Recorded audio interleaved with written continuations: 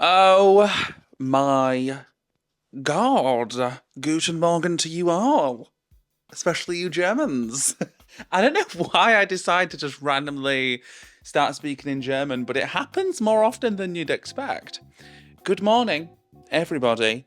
Welcome back into the podcast. I'm sorry that it's been a few weeks. It wasn't intentional, but I ended up just going on holiday, and then I had a bunch of other videos that I wanted to put up on the second channel instead of podcasts. So here we are. I'm back from my holiday. I've got about 3 weeks until I jet off to Rome. I am somewhat of a jet setter these days, actually. But yeah, so basically in this episode, I did plan on doing the Game of Thrones roundup, and we will. We will be getting to that. It might be the next episode, you know? But instead, last night I actually finished watching Queen Charlotte, so I actually want to talk about Queen Charlotte today. Since I didn't do, obviously, reactions to it and whatnot, I figure why not sit down and actually do maybe like a commentary of the show and like do that kind of thing, which I've done for music, but I don't think I've done for a show before. Now I have got plans and have had plans to do a bunch of these for a certain TV show, and I really hope I do get around to doing it, but we shall just see, I suppose. So this is kind of like my first little dip in the water, as it was. Is that what the word is? Dip the toe in the water? Guys, I'm sorry. It is early, and this is like first thing on the morning. This is the first time I'm speaking, so you're gonna be in for it today, I feel like. But yeah, so this is my first little stint into doing commentaries on movies rather than always reacting to stuff, because obviously I love doing reactions, but there's only so many reactions you can do in a short amount of time. And I'm pretty sure when Queen Charlotte came out, I was probably, I mean, I was still doing Game of Thrones, that's for sure. And I was just kind of like in the midst of a bunch of other things, so it was pretty difficult to decide that I was just gonna, shove Queen Charlotte in there. And then obviously Bridgerton season 3 came out. I've not watched that because I figure I did season 2 on the channel. I do plan on doing reactions to Bridgerton for the Patreon, okay? Because once more, we're literally into October at this point. I've got Heartstopper looming. It's just one of those things where it's like I can't really do reactions to Bridgerton as well as Heartstopper as well as horror movies. It's one of those things. It's a give and a take, but I'd rather still react and put it on Patreon. So then if people actually want to see it, it is there for them, you know? But anyway, so we're going to instead do a commentary for Queen Charlotte. Now, as I went, I've written down a bunch of notes, but I will say the first 3 episodes to this series I watched maybe 2 months ago. So when I sat down last night, I couldn't really remember what had happened thoroughly. Like I kind of knew the gist of where we were at in the story, but like little things here and there were kind of lost on me. But I obviously do have the notes, so I figure we just go through. I try and make sense of what I meant in the moment. And if I can't make sense of them, then you guys might know what I meant. Right? But first, let's have a quick sip of coffee. Oh, God, how are we all doing, guys? Oh, guys, I got some new coffee syrups, and they're fucking shite. They're vegan, because I'm trying to be healthy again. They're a vegan coffee syrup, and they're shite. I'm sorry. When will we make vegan things nice? Because there's no reason why vegan things can't be flavorful. I put 6 small, like don't get me wrong, my pumps are pretty small, but I put 6 pumps in that, and I can barely taste the caramel. It's ridiculous. But anyway, let's go. Let's see how this goes. Right, I'm not sure how long this is going to be, but I'm hopefully going to make it pretty swift. Okay? But I will say, overall, not to ruin it, but boy, oh boy, was this an incredible show. And I cried. Spoiler alert. So, episode 1, right? We open up, we obviously see Queen Charlotte as her younger self. I'm not sure how old she actually was. I'm not sure if they said, like, explicitly how old she was meant to be when she was obviously getting married to the king and everything. I'm not sure. I'm not sure if that was mentioned, but maybe it was and I just didn't write it down. The first thing I wrote down was whalebone corsets. And I think that's because it took me by surprise. Because I know we have steel bone corsets, but I didn't realise that back in the day, it was whalebone. We're using whalebone to bind the girls. I think that more just like took me by surprise, so that's why I wrote it down, because I did put it in capital letters. I also will say, obviously, if you've not seen the show, there will be spoilers in this video. This video kind of acts as like me telling you the story as well as also my thoughts as we go along, if that makes sense. So there will be spoilers. So there's your warning. Feel free to turn off. Thank you for joining us. Okay. So basically, obviously, we open the show. We're being married off, right? We see the whole conversation between Charlotte and her brother in the carriage, which is already jarring, to say the least. And I'm pretty sure that's where they mentioned whalebone corsets. It's obviously the usual stuff they always say about women, that essentially they're a baby machine. Their only purpose in life is to marry a man and to be their wife and to make the babies. And if you guys know me pretty well at this point, if you've been here a while, and if you're on the second channel or listening to this podcast, I imagine you've been here a minute, okay? And I feel like you'll understand and know that I have mentioned many, many, many times that I hate this ideology of like, you are nothing without a man. It pisses me off in everything. Not even just like the whole like Bridgerton universe or whatever, just like in anything. Because I feel like there's still people today, you know, like Andrew Tate, hello, prime example. I said that if a woman is going out with a man, she belongs to that man. That's his woman. Not to jump scare, but like Andrew Tate, for example, still believes this ideology that women are nothing without their man, and like the women in society are possession. Which fucks me off. Who are you to say? But guys, not to go off on a tangent here, but this goes for obviously black people and how like they were slaves. Who are we, white people, to say that anyone is a possession to us? They're a human being. Not to get off on a tangent so soon, but it's the same shit, you know? Whether it's women, black people, whatever, like, no one's a possession to nobody. We're all human beings. We all have the same parts, and we all deserve to live a nice, happy, free, and fruitful life, okay? So I'm pretty sure she gets told in this carriage with her brother, there's worse fates than marrying the King of England. And I just wrote, yeah, we'll see. So I knew from the off that it was going to be a turbulent time.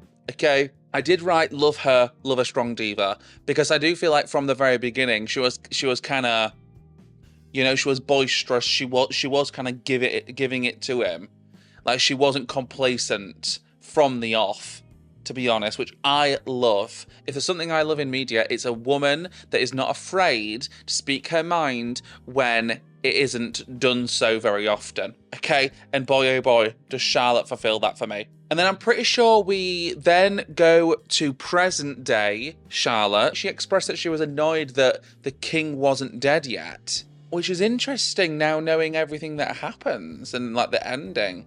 And apparently some girlie died, so there's now no legitimate royal heir. And I think it was her eldest son's daughter or something who would have been an heir. I think she died. So then it kind of opens up this whole idea that the clock is ticking. We need to get some fucker pregnant. And then I'm pretty sure, so Charlotte's got a bunch of sons and daughters and whatnot, and most of them and the majority of them are not married yet.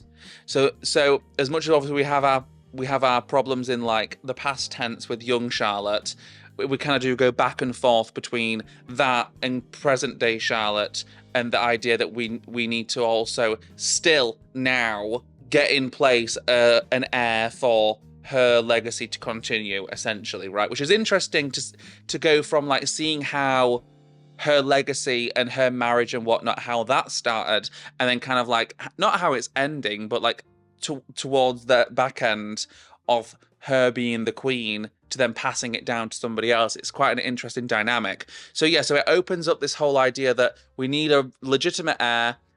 Some of her sons and daughters are going to have to get married, and they're going to have to get shagging, and they're going to have to make us an heir. And the siblings are not the most receptive to this idea, let's just say that. We switch back to past tense, and Catelyn Stark is in this fucking show, which shook me to my core, because I'm still reeling over what happened to Catelyn Stark in Game of Thrones, right? Which obviously we'll speak about more when I do the Game of Thrones roundup. But put it this way, I don't feel sorry for the bitch in this show. Okay, let's just say that. Straight away, as soon as we meet Catelyn Stark, it's whitewashing, right? Straight away, they're less than pleased that Charlotte is a woman of colour. They're doing anything they can to try and make it not a big deal and also invalidate it, rather than just owning it and like allowing it to be. It's whitewashing boots from the off, and the scenes here and there that I hope I've written down. I know that there was a scene later down the line in, I think, episode 5 or something, which is a very poignant scene that fucking riled me up, so we'll get there. But yeah, whitewashing from the off, right? But what's interesting is they actually chose Charlotte. They seeked out Charlotte. So it was very interesting for them to be like seeking her out and knowing her and choosing her to come and marry the king, but yet they're still pissed off that she's black. Which, what the fuck do you mean? Sorry, I'm just gonna kick my fridge. It tends to hum quite a bit, so you just have to kick it sometimes. And then we essentially have a conversation between the queen, or like, I think they call her the dowager princess, I think, because obviously she's no longer gonna be the queen once Charlotte is married to George, right? So then we have this scene where it's basically the dowager princess having a conversation with the two men, and I'm not sure exactly who they are, whether they're like, I think they're more to do with the government and like parliament and stuff than they are to do with the royal family. We see them a lot throughout the series, and they make a lot of issues happen. And there's a conversation between obviously those few people, and they're essentially saying that she is very brown. One, that was a direct quote. And then, long story short, the conclusion that they come to is that it's her marrying George.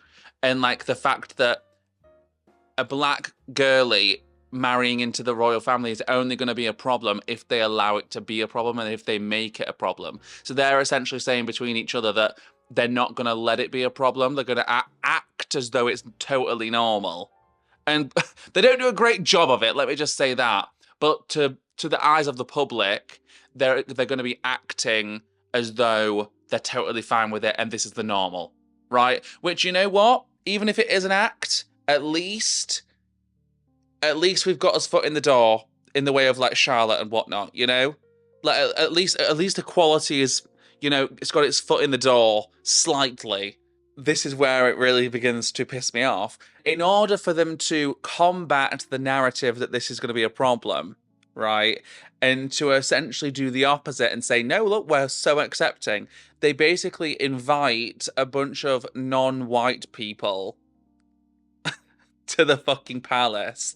And I'm pretty sure, I'm not sure if it's in this episode or further down the line, but essentially they give them all like titles and make them like people of note, which is what you need in this kind of show to like be anything, essentially. Like the idea of a title is like a big thing in this show. We obviously then get back to Charlotte. She's arrived at the palace, right? She's wanting to meet the king because, hello, she's his betrothed, right? She's meant to be marrying his arse. No one will allow her to see him. They won't even tell her anything about him. So the girlie is literally oblivious right up until the wedding day. Right, and no one will tell her about him. No one will even tell her what he looks like. Nothing. She literally gets nothing. Like, I don't understand why they couldn't have just been like, yeah, he's got short brown hair, you know, like as society says, is pretty attractive in terms of like societal standards. Like he's this height. Like there's no harm in that. So already in my head, alarm bells are ringing, right? And obviously we know from watching Bridgerton that the king definitely has his troubles. So for me, it was very interesting to see how poorly managed this whole thing was from the off, and how like she was essentially to marry someone who she wasn't allowed to know from the off, right? And especially when it comes to the fact that like he does have medical issues and whatnot, and how that was handled. But we'll get into it because it gets worse and worse, to be honest. And in general, rather than telling Charlotte about him so she at least has an idea in her head of what to expect, every conversation that she tries to have, it all just leads back to babies and the fact that she's here to create an heir, and that's of the utmost importance. And then we go to Lady fucking Danbury, who I love. The actress that plays Lady Danbury, like the younger version of Lady Danbury, is gorgeous, and I love her. And her whole relationship with one of her maids, I think we'd call her. She's called Coral in the show. I think she's like her little, like, a little right-hand gal, like she helps her get dressed and whatnot. Their relationship is goals. And then essentially, I've wrote down that Lady Danbury only received a title because the queen is to be a girlie of colour. I feel like that was a part of them being like, oh, we're so unbothered. Here's all these non-white people, let's give them all titles. Lady Danbury was one, if I'm remembering correct. But essentially, yes, she only got a title because Queen Charlotte was going to be marrying George, okay? King George is sexy, okay? We see King George for the first time, and oh my God, the man is sexy, right? It's the wedding day, right? Charlotte is trying to find a way of climbing over a wall to escape from marrying, okay? Because she doesn't know this man. I think that's a pretty normal thing to want to do, is to, run off rather than, getting married off to an absolute stranger. In the process, we see George. He's sexy. It's very typical of the romance genre, though, I will say, of these, like, romantic, meet cute kind of vibes. Like, she's there trying to run off, not knowing who he is. He's like, you okay, doll? Do you need a hand? And she's like, no. And then she's like chatting shit about how she's meant to get married to the king. And obviously he is the king. So she's chatting about marrying the king to the king. Very typical of the romance genre. But essentially, long story short, is pretty relatable as far as kings go. Like, he's not uptight. He's very much like, this is fucked. And like, this is not an ideal way of meeting a wife. But at the end of the day, it's kind of how the royals have to do things. So in general, I will say he's very relatable from the off. Very relaxed, very chill. But we end up getting married. Which, honestly, if I'd have seen the king, I'd have probably got married too. Right? Sexy. So we get married. It's cute. And then the fuckery begins. I literally wrote, yeah, we're marrying him, the sexy bastard. And then I put too good to be true, which period, I was on it. And in typical Bridgerton form, we're all dancing like twats, right? We're hop, skipping and jumping around. That's just how they be dancing, apparently, right? And this is kind of a constant throughout the show. Some of the dances are cuter, but then some of them are upbeat ones. Fucking hell, we're like ducking and diving all over the place, right? Straight away, as soon as Charlotte is now married, she's the king's property, she's part of the royal family, her brother treats her vastly different. And I will say, I'm not going to say that I dislike the brother, because realistically, that's kind of how things have to be, and he's only really abiding by rules that are set in place by, the higher-ups. But I've got to say, he handles a lot of the situation very poorly, in my opinion. Like, he doesn't, like, I understand that obviously, like, now she is no longer his responsibility because, it was his responsibility to marry her off. So I understand that now she's not his responsibility. But I still do think realistically there's no harm in, being compassionate and caring towards your sister. That doesn't mean you're, I don't know, less than like her older brother, Like it doesn't mean you're less than. Just because you're being caring towards her and almost understanding that, this is not normal and that she shouldn't have, well, it actually is the normal, but it shouldn't be. And she's being married off to a stranger. Like, I feel like he had very little compassion for her when, if you know anything about Charlotte, it was that she was not going to be happy about this situation. Like this was not what she wanted for her life. Okay, so I will say I think the brother was an interesting character for me because there's part of me that's like, he's lovely, he seems like a nice enough guy, but I think him in relation to Charlotte and how he treats her was not my favourite. Okay, so straight away out the gates, he's treating her different, right? She is a baby making machine, and that is all. He wants very little to do with her. The deed is done. And then Lady Danbury does warn us. Which, Lady Danbury and Queen Charlotte's friendship, honestly, is something to behold. But we'll get into that later down the line. Straight away, from the marriage, from the reception, as it was, from the dancing, right? George is like, right, well, I've got a surprise for you. He gets us in a carriage, gets us all excited, only to take us to Buckingham House, where we will, live our days alone and separate from George. Which, obviously, knowing what I know now, having finished the show, it makes more sense why George acted like this. But not knowing it, and just going off what we know in episode 1, holy shit, I was furious. Okay, obviously, we get to Buckingham House, is like, ta-da, you'll live here, I'll live elsewhere. This marriage is not what you thought it was going to be and not what it was sold as, right?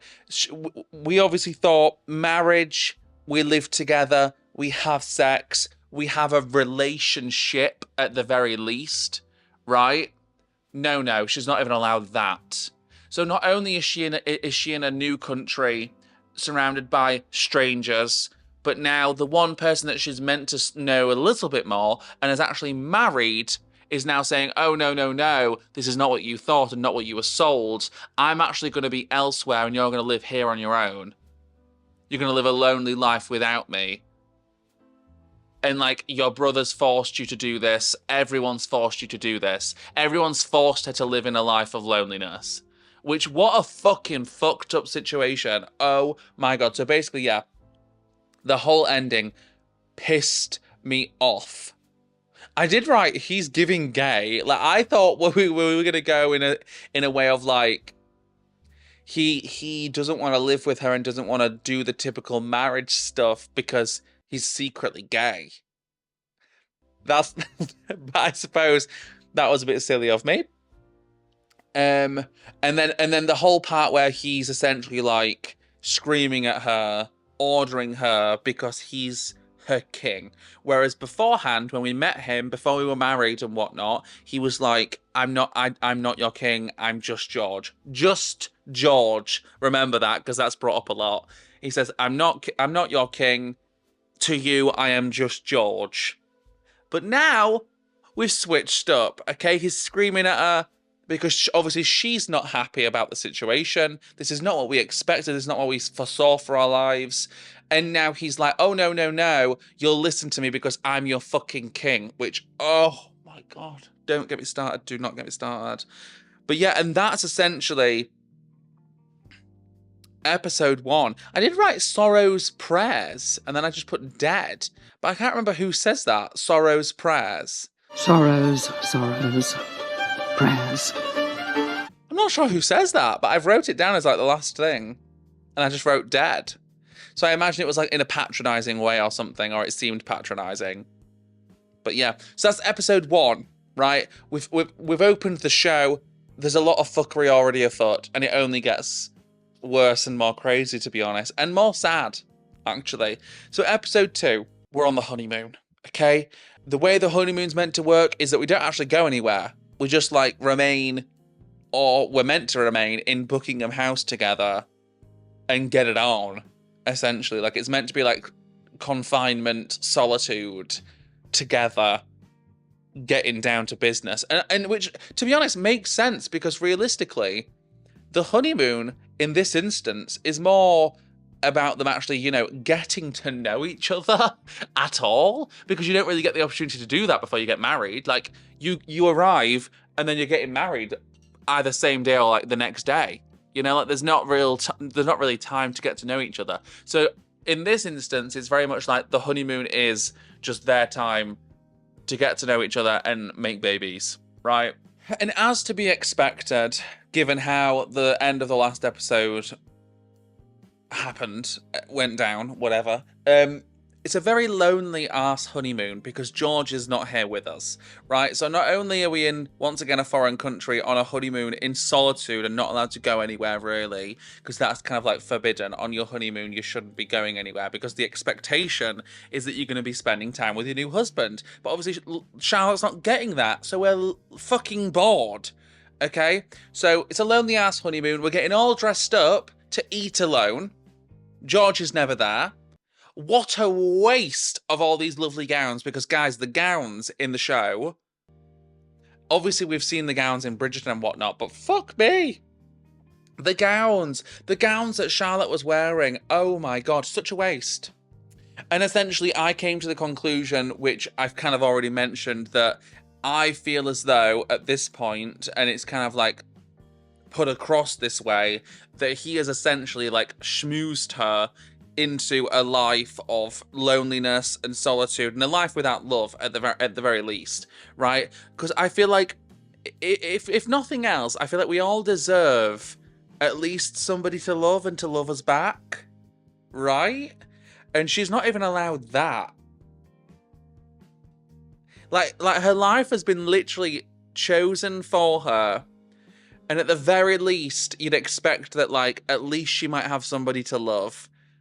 No. But to be fair, that's kind of like, in this day and age, or whatever day and age it's meant to be set in, that is realistically not actually of priority, because obviously when we met Lady Danbury, and I'm not sure if we've met her husband yet, but their marriage is not a marriage of love, right? It's perseverance is what it is. And then they mention, I'm pretty sure this is back with the Dowager Princess, they mention that this is an experiment. And even now, knowing the whole show and how it all goes, I'm not sure what they were referring to being an experiment, whether it was like them allowing a woman of colour to be married into the royal family. Like, was that the experiment? And like giving all those non-white people titles, is that the experiment? I think it was. But yeah, anyway, moving on. We're then back into present day with present day Charlotte, the Queen, right? 15 kids she had. 15 kids and not one baby yet. The odds of that is kind of wild. But I also know that back in the day, I think there was a much higher rate of like miscarriage and stuff, because obviously the medicine and the whole thing with pregnancy and helping a pregnant woman, you know, fulfill the pregnancy and survive the pregnancy, it wasn't as developed as we have it today. I did write though, in the 1800s, because I think that's when they said this was meant to be set, in the 1800s, no accidental pregnancies, and I just put, that seems pretty unlikely, which realistically to me it does, because I don't think condoms and, you know, like the pill, like none of that was invented yet, I'd imagine not. So it is weird to think that in the 1800s that like we're all shagging and we're all trying for a baby, but it's just not happening. I don't know. I just didn't imagine it being that difficult, especially not in the 1800s. But I guess it is. I don't know. I wasn't alive, so I wouldn't know. And then I wrote butlers shagging, where hey. So guys, we have some gays. I'm happy, okay? As much as this is very much centered around like a straight relationship, we have some gays. The butlers are gay and they're shagging.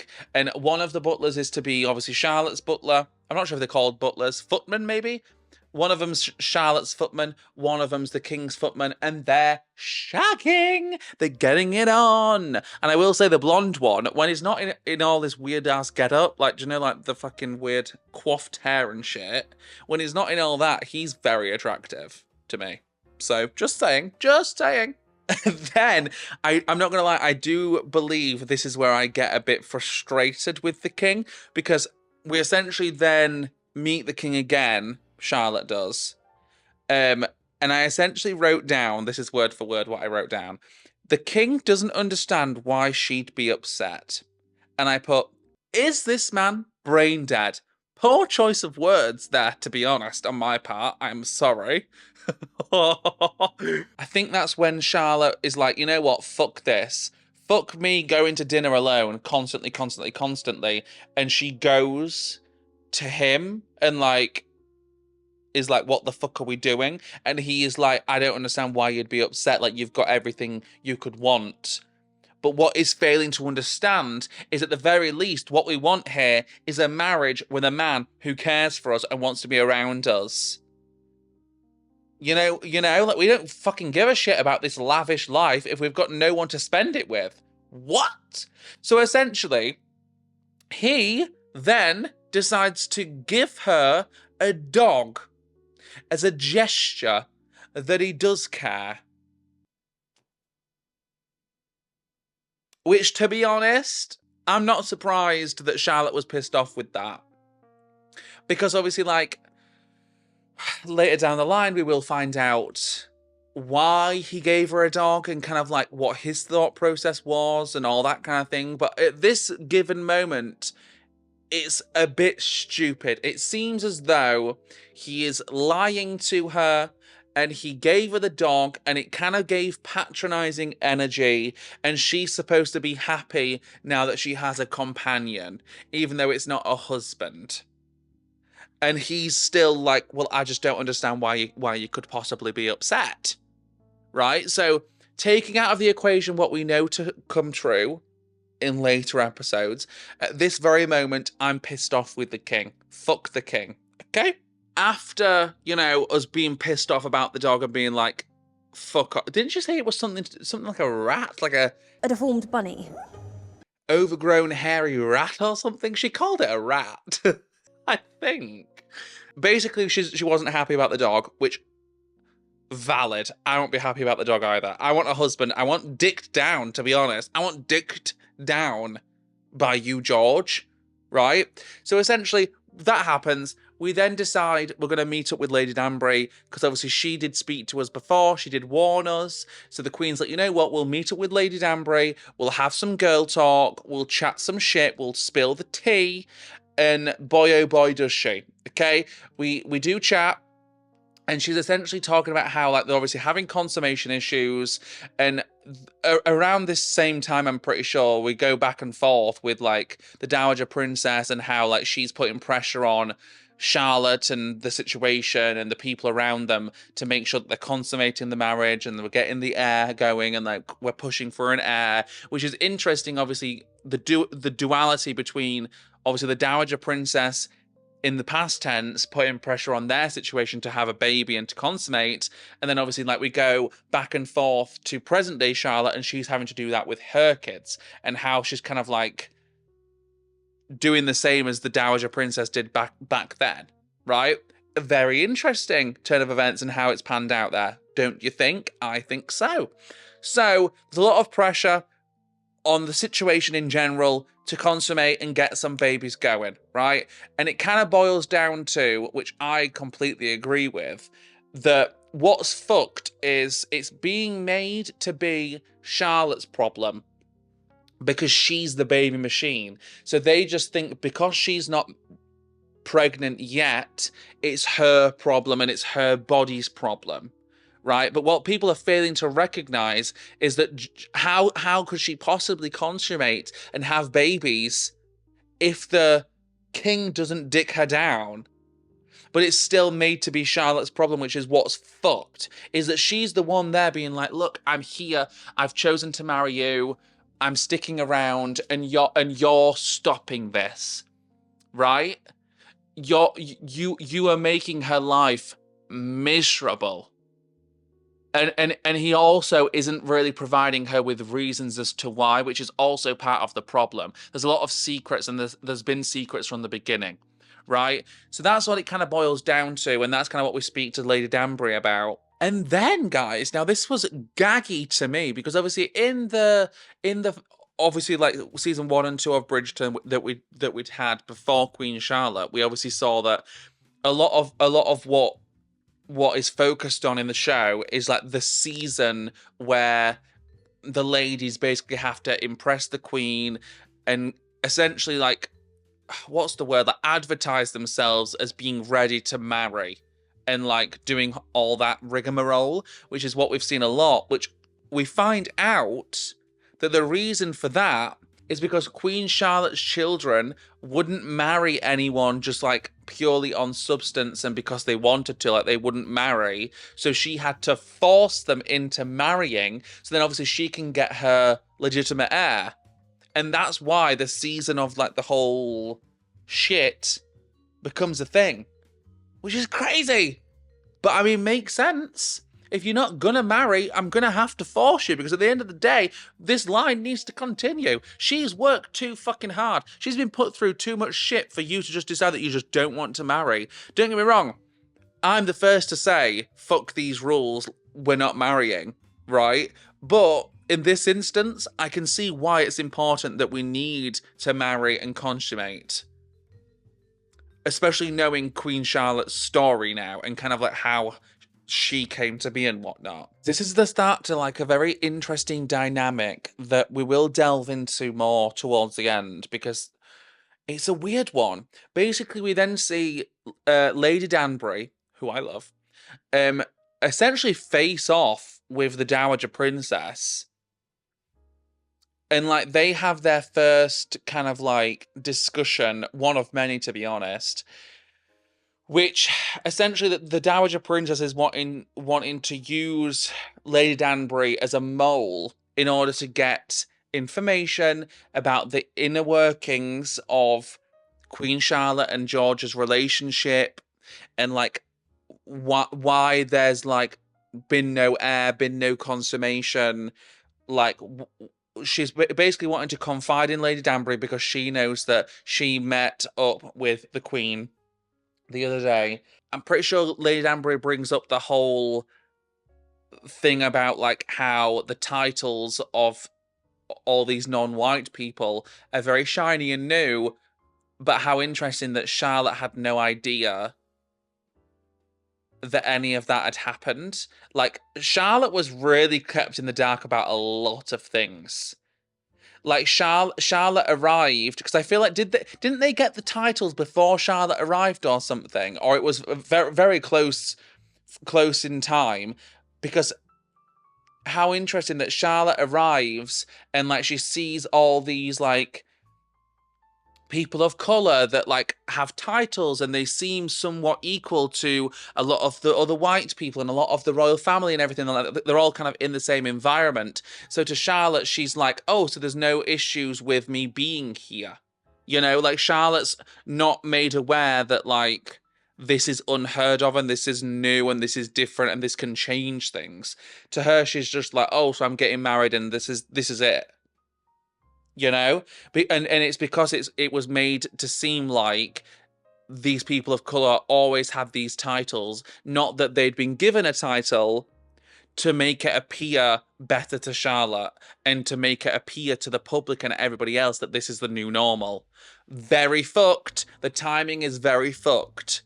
Okay, so essentially, Lady Danbury's just like, how interesting how Charlotte had no idea about this and doesn't understand almost the feat that this marriage is and like the importance that this holds, right? And then obviously the Dowager Princess kind of just gets down to business and is like, look, you can be a mole for me and you can give me information about their relationship and whatever, and you can essentially report back to me.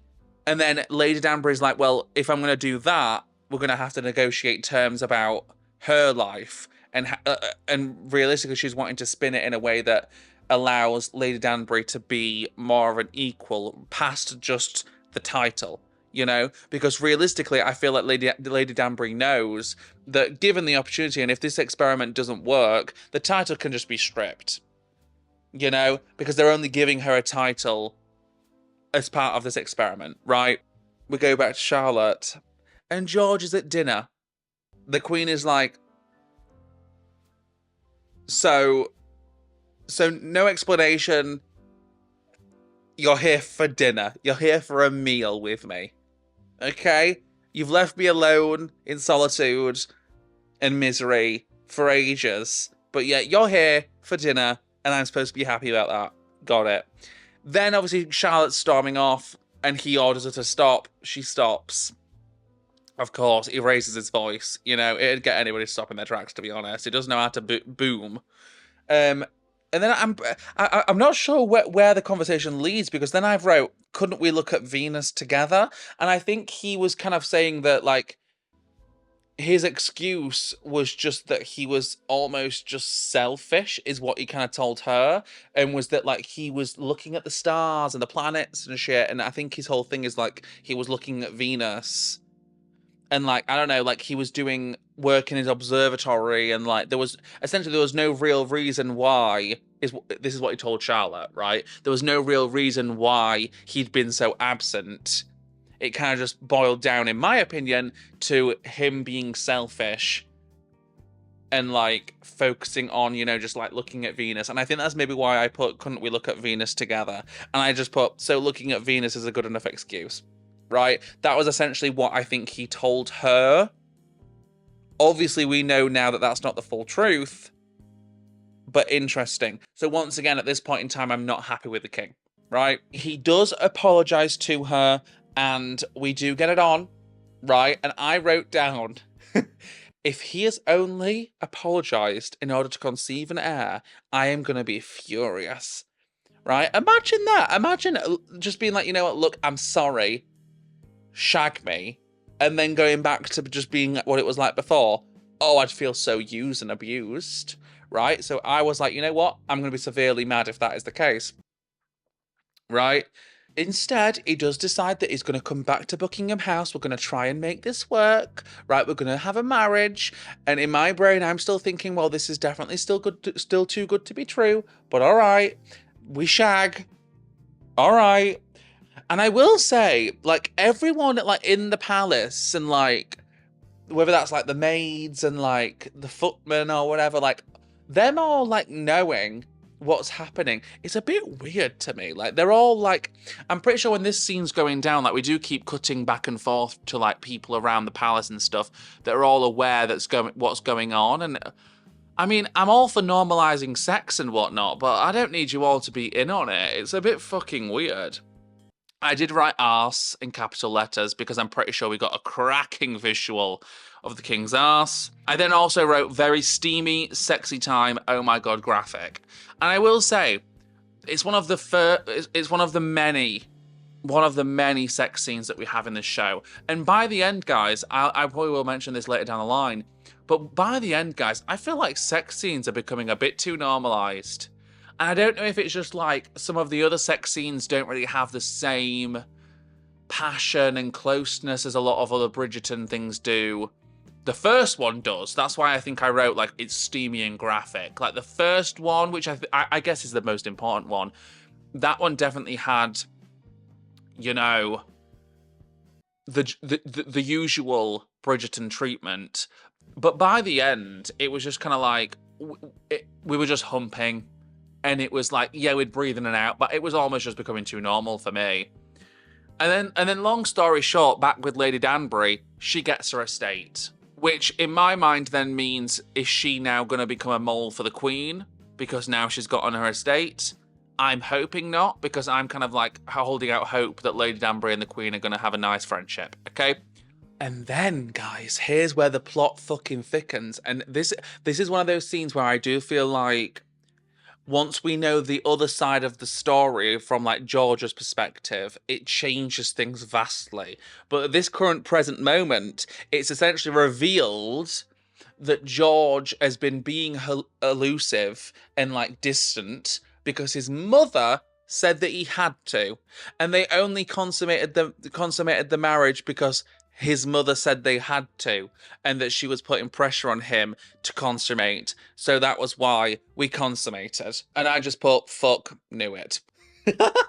And I will say, I did write that I do have partial sympathy for George at this point, because I think this was the conversation where him and his mum were having kind of a row, and I think Charlotte overhears.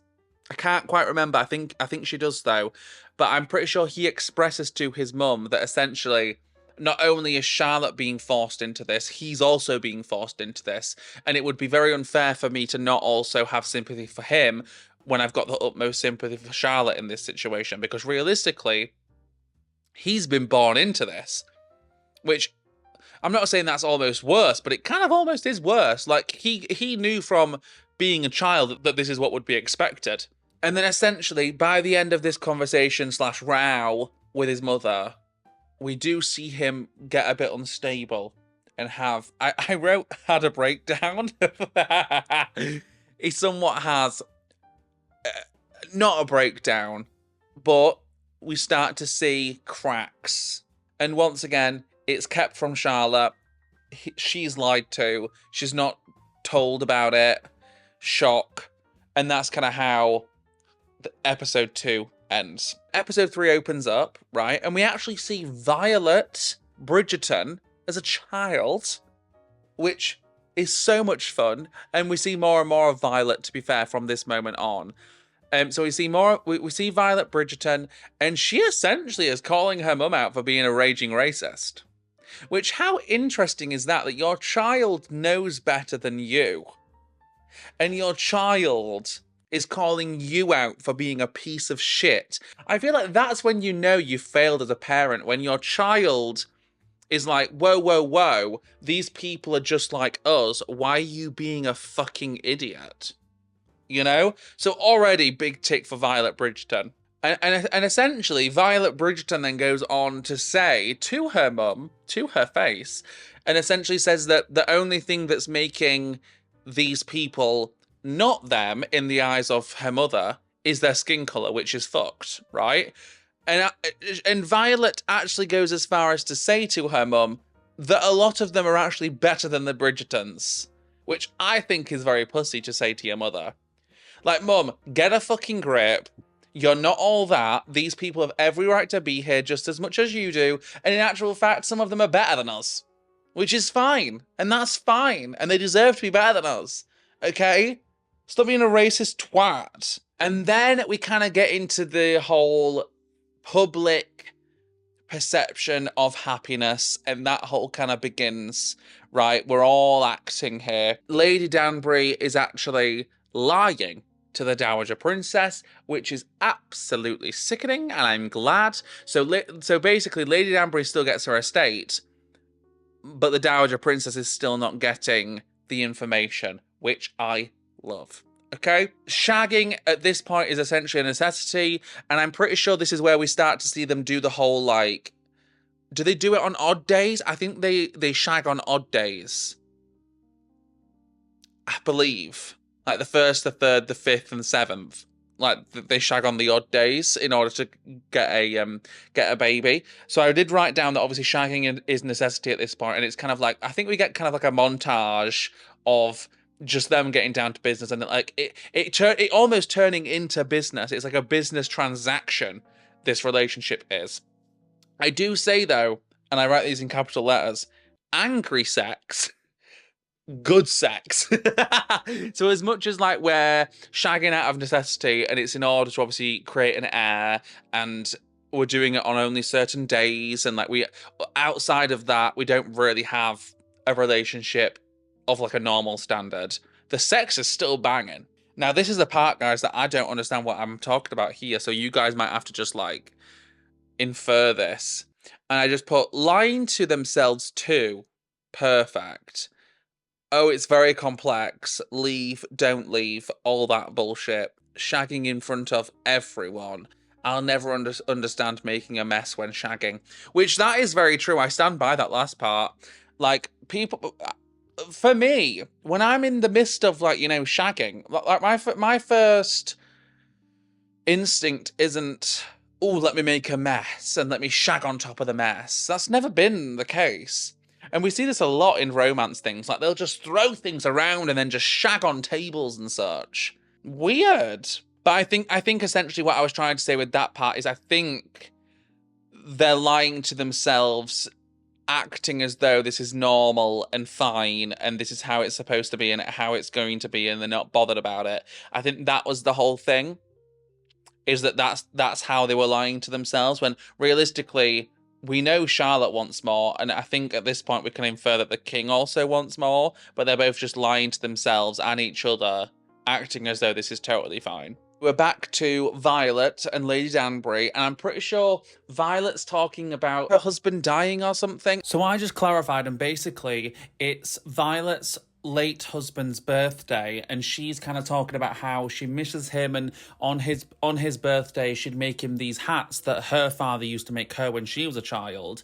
She's speaking about this to Lady Danbury, and Lady Danbury essentially says, you might not like today and it might upset you because it obviously reminds you that there's no hats to make, blah, blah, blah, blah, blah, but you're most fortunate. And I kind of assume that Lady Danbury's kind of saying she should feel lucky that at least she had someone that she cared for and that cared for her back, because Lady Danbury never had that, which, oh my God, guys, we're going to get into Lady Danbury's story very soon, and oh my God, that woman. So sad. So that's kind of where we start to hear about, you know, the birthday hats and Lady Danbury's backstory and, you know, all the fuckery. We then obviously move on, and we're back with Lady Danbury and Queen Charlotte, and I think they're kind of talking about their current situation and how, like, Queen Charlotte's still kind of oblivious to obviously, like, the way her being the queen and, like, them conceiving an heir and everything, how that can kind of change things for the better. So then essentially we have this conversation where Lady Danbury is essentially saying to the queen, look, like, I know you don't really know this yet or whatever, but let me be the one to tell you, this can change shit. This is important. As much as, like, yes, you want to be happy, at the end of the day, a lot of people's futures and a lot of futures in terms of, like, equality and stuff are kind of hinging on this relationship. So outside of the fact that obviously you want to be happy and you deserve happiness, on top of that, this is going to affect a lot of people besides just you. So she's essentially saying, like, look, you need to make this work, essentially, because this has the potential to change the way the whole system has been running up until this point. And this is why, so Lady Danbury then decides that she's going to throw a ball, right? Which is why she's then obviously going to Charlotte and saying, look, you need to basically ensure that everyone goes to Lady Danbury's ball so that black people in the town and in the society and having a status and a title, so then that's then normalized. Right, because I'm pretty sure there was a whole thing like Lady Danbury wanted to throw this ball in celebration of getting an estate or whatever, and then there was the whole thing of, like, people not going because she was black, essentially. Right, it's essentially what it boiled down to, and that's essentially why she then goes to Charlotte and she's like, look, you need to come to my ball because people will come if you're there, and this is the first step in order to make this a more normal thing, right? And I feel like this is the first time that Charlotte's, like, being told that outside of their relationship, this matters a great deal, which is interesting. I did write down that as much as I obviously love the little gay thing with the footmen, it does feel a tad bit random, right? Because we do have a lot of, like, discussions with the footmen and, like, they talk to each other back and forth because obviously, like, they're almost gossiping or, like, trying to help each other out, because obviously one's on the queen's side, one's on the king's side, so it only makes sense that they'd have discussion. But past that, like, the little gay subplot, it did feel a little bit random to me in this moment. But towards the end, oh my God, And then finally, after obviously lying to each other and lying to ourselves as if everything's fine and this is fine and shagging on odd days is fine, they actually have a discussion and they talk and they understand each other a little bit more. Not entirely, because there's still a lot of shit on the king's side that we're yet to discover, okay? But we have a first talk and we actually begin to understand each other and our needs and our wants and whatnot, which is great, a step in the right direction. And then we do, in fact, attend Lady Danbury's ball, which is perfect because it does two things, right? It normalizes Lady Danbury and her title and other people of colour being of such status, right? It normalizes that, which is great for us. Well, not me, obviously, but for people. One, slay. Two, it also normalizes the image of their happy relationship, right? This is the first proper big public display of them being a unit, right? They're there, they're dancing, they're happy, everything's good, right? So it kind of works in both people's favors. So it works in favor of their relationship and keeping up appearances, but it also betters the bigger picture as a whole, right? Which is also important, if not more important. And that then is the beginning of why Lady Danbury always throws the first ball of the season, which is something we knew from watching Bridgerton season 1 and 2. Lady Danbury is always the one that throws the first ball, and it's because that ball was a stunning success, and then that's her new thing now. She throws the first ball of every season, which is cunty. More dancing like twats, and we also see Lady Danbury and Lord Bridgerton. I think his name's Lord Ledger at this point. I'm not sure. Because I think it's only Violet Bridgerton when she gets married. I think their name before was Ledger. I think. So they dance. They dance. Oh my god. They dance, okay? Bear that in mind. And then essentially everyone starts to mingle. The ball goes off without a hitch, and it's stunning, right? We love that. It's working, finally. Back with Charlotte and George. I think he essentially says that they're a team, or that they essentially come to the conclusion now that we're happier, or so it seems, they come to the conclusion that they're going to be a team from now on, right? And that things are going to change. But yet, they're saying all this, and like he's saying that we're a team and we're in this together, and it's, yeah, this is good, we're making progress. But yeah, he's not telling her the full truth as to what's wrong with him, why he's seeing doctors and stuff. And I'm pretty sure, didn't she... I'm not sure if she... I think she saw him. Also, no! Brimsley, I think Brimsley saw him seeing a doctor. And I think Brimsley has already blabbed to Charlotte about him seeing a doctor. So Charlotte does know that he's seen a doctor. So we're chatting all this shit about us being a team, but yet she still knows that he's seen a doctor and he's not telling her. So how much of a team are we if you're still going to keep some shit from me, bitch? Then... oh, God, this scene. Lady Danbury is having sex with her man, and he dies during sex. And we're buzzing about it, in fact. I love this scene, I'm not going to lie. Not to be happy about someone's death, but she deserves much better, all right? So she's having sex. She's clearly not interested. It's very much like... she does what she needs to do. She lays there, she takes it, right? He dies during sex, and then obviously, like, she goes, she speaks to fucking... whatever her name is, Clammy or something. What's her name? I forgot her name. The little maid thing that she gets along with really well. I can't remember her name now. But she talks to her about it, and she's like, he's fucking dead. Then they stage a whole, like, gag at him being dead, which I love. Like, she goes back in, she prepares, then she rings the bell, and, like, we're acting. It's very, very fun, and I love that whole thing. And then we obviously do see Lady Danbury in the present tense. She has another discussion with Violet and kind of like explains what she meant earlier, which is obviously what I called essentially saying that Violet is lucky that she had someone that actually cared for her. And essentially Lady Danbury just kind of like lays it all out on the table and says that's exactly what she meant, you know? Which, oh God, that's going to become so much more poignant. Jesus Christ.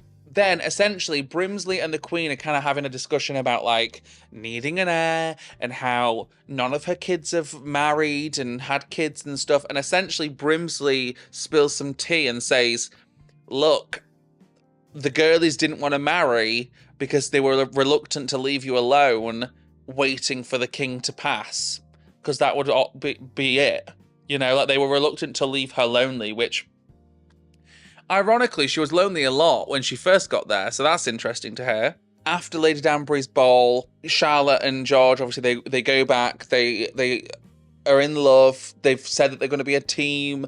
All this stuff, it all seems like it's on the up.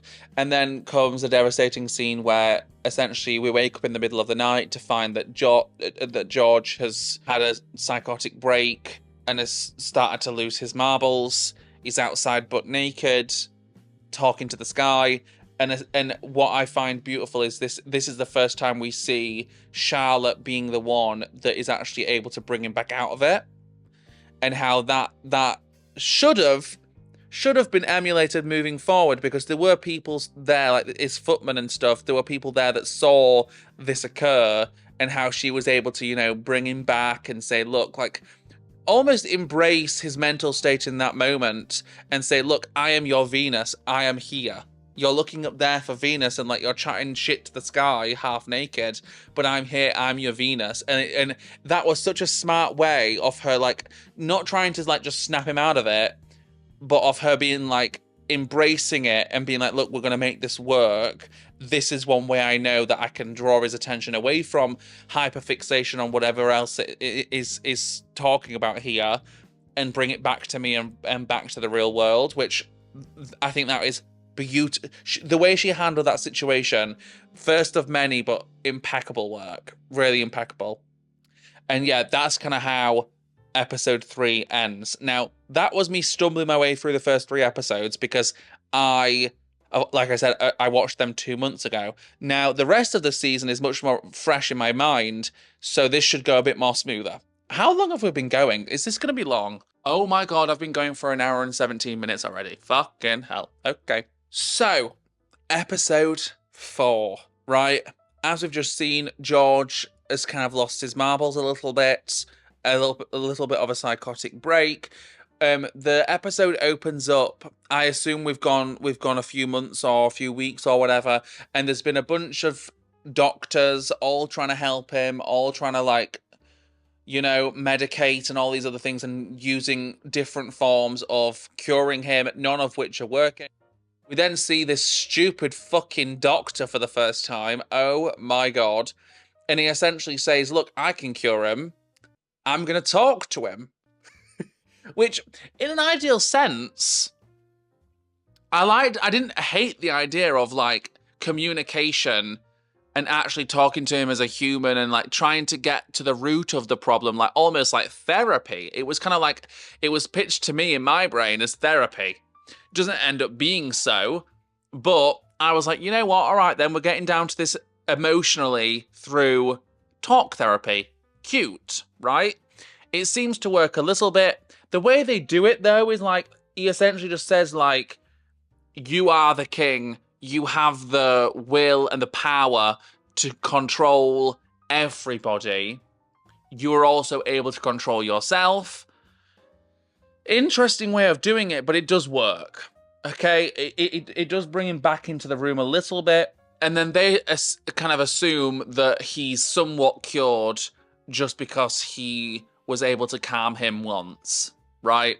It's essentially what it boiled down to. Then this is the episode where we really get a lot of King George's backstory, which was fascinating. What I think, now this was me just kind of like spitballing what I think was the root of the problem before it was explicitly mentioned. It's when he feels like he's lost control, that's when things occur. Now, obviously we'll speak more about it later down the line, but that was my initial thoughts. I just thought I'd just put that in there. That for me, it was like, it was kind of evident that as soon as he feels like he's lost control or is being made to do something that he doesn't necessarily want to do, that's when we have the interesting issues arise, right? And this is kind of the start where I'm like, you know what? I feel like we've all, I'd imagine, because we've obviously not known the tea up to now, but definitely me, almost prejudged the situation a little bit too much, and we've been made to think that essentially there was no reason why the king was being an asshole to Charlotte, and obviously now we know it's kind of like, oh fuck, maybe I shouldn't have said all that shit I said about him earlier. It makes me feel very sorry for both of them, because this was almost doomed to fail or be difficult, because they've both been forced into something and been lied to. Charlotte more than the king, obviously, but like Charlotte's been brought into a situation, and it obviously turns out that the reason why no one wanted to tell her about him, and why he had to be elusive, and why she wasn't allowed to get to know him, was because they didn't want her to find out that he had these problems. Like, they were hoping that them being separated would mean that she'd never find out, which is just fucking stupid.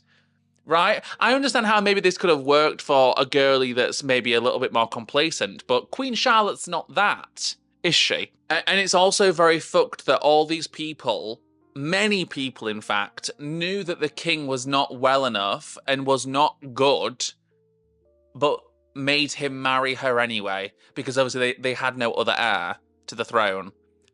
Fucked. That rather than focusing on his well-being, they continued to pile on pressure and expectation, which would obviously lead to more issues, and made him marry anyway. I just don't understand how they thought that this was gonna solve anything. It's really bewildering to me, okay? And then we see, obviously, the king start to kind of like wobble again, and he goes to see the doctor.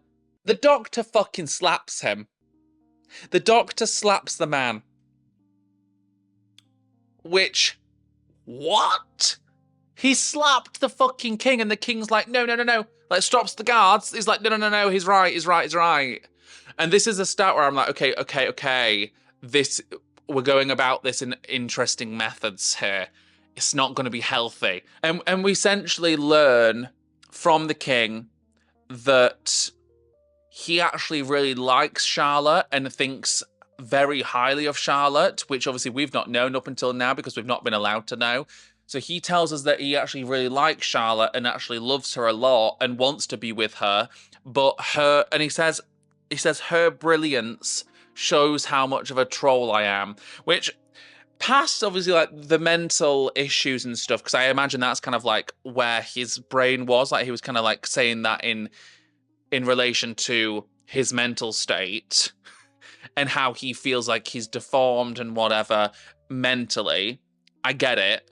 But I was like, you look like that, and you're sat there telling me that you think you're a troll. And I just think, what hope do any of us have, you know? But this is the thing though, guys. You never know. You never know what's going through anyone's brain. If that man can think he's a troll, all bets are off, you know, for anybody. Right? Which is it's very sad. Past that, it's very sad. And guys, sorry to interject again, but what I've just realised through editing this is they kind of foreshadowed him thinking this of himself when they first met. So here's that clip, because I'm gagged. The king. No one will speak of him. No one. He is clearly a beast or a troll. Understood.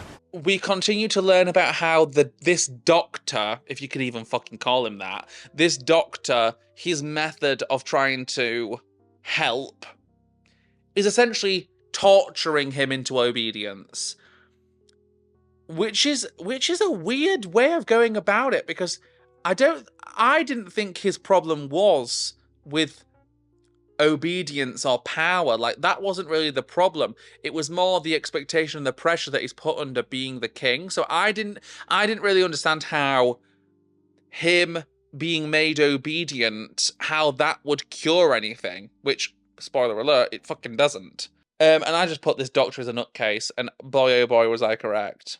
And essentially, the reason why the king goes along with it is because he wants to be with Charlotte, which, slay, right? Not slay with the torture part, but slay with him doing it in order to be with Charlotte, right? He's actively at least trying to get better so he can be with Charlotte, but this was also part of why he had to be elsewhere so he could get better and do these things with this doctor so he eventually could go back to Charlotte, right? In my mind, what I kind of boiled a lot of this down to was it was every time he felt like his independence was being stripped away. Like, obviously, he likes to farm. Like, he knows himself as Farmer George, you know?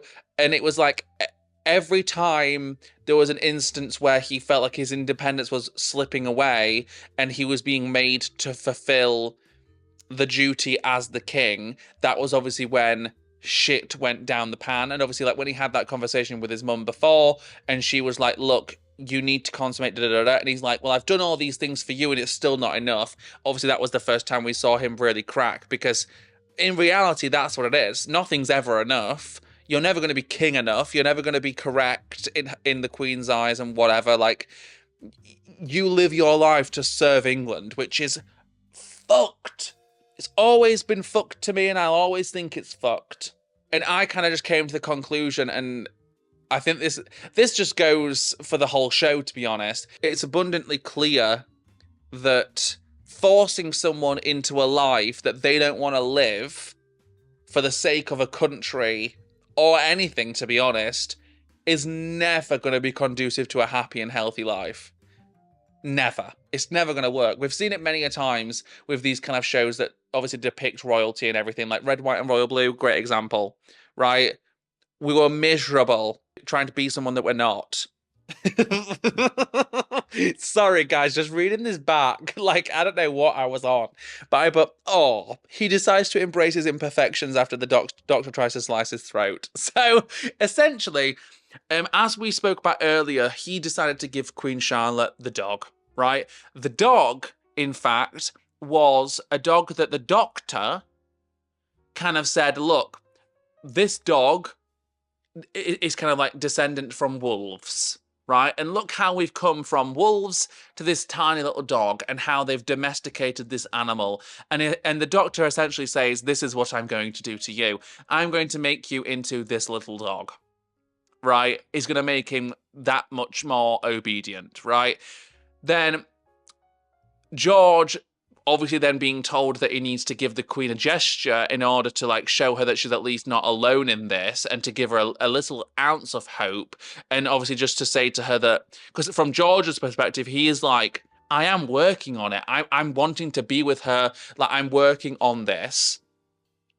So he then decides to give her a gesture, that being the dog that he was compared to by the doctor. Which is great, to be honest. And he's like, look, she can have this dog that I've been compared to, that I will be turning into, metaphorically speaking. While she can't have me, she can have this dog. And then, essentially, her saying, fuck this to the dog, and being like, nah, calling it whatever she called it, like some sort of rat, like a furry rat, I think she called it. I don't fucking know. Overgrown rat, I think. Essentially, he finds out that that's what she thought of the dog, and he's like, you know what, fuck this. The doctor almost tried to slice his throat while he was shaving him, once again just trying to, like, enforce power over the king, and the king's like, you know what, fuck it, no, we're not doing this no more. She doesn't care for the dog. She doesn't, like, and essentially that's why he decides to be like, you know what, fuck it. I can't change it, nothing's working, let's just embrace this shit, right? Love.